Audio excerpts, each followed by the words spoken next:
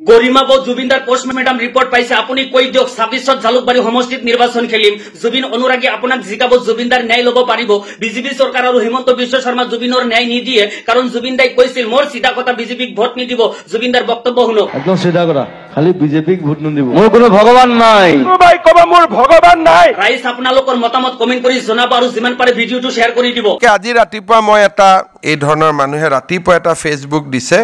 যে এই সুযোগতে গৰিমা গাৰ্গক জালুকবাৰী সমষ্টিত ইলেকশন উঠাই দিব লাগে এটা স্যাৰ এখেতক মই আপোনালোকক দি দিম এখেতে ৰাতিপুৱাৰ পৰা তেওঁ চিঞৰি আছে যে এইটো সুযোগতে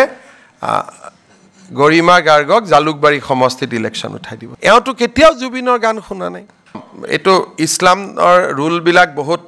নিয়ম হয় মই এটো ভিডিও আপোনালোকক পিজুছে দি দিব ৰাতিপুৱা চাই মই হাঁহি আছো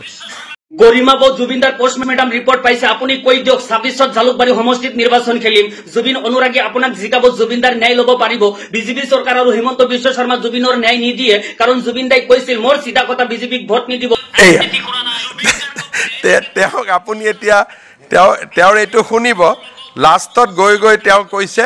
যে এইটোৱে সুযোগ জালুকবাৰী সমষ্টিত হেৰি উঠাই দিব লাগে গৰিমা গাৰ্গক ইলেকশন উঠাব লাগে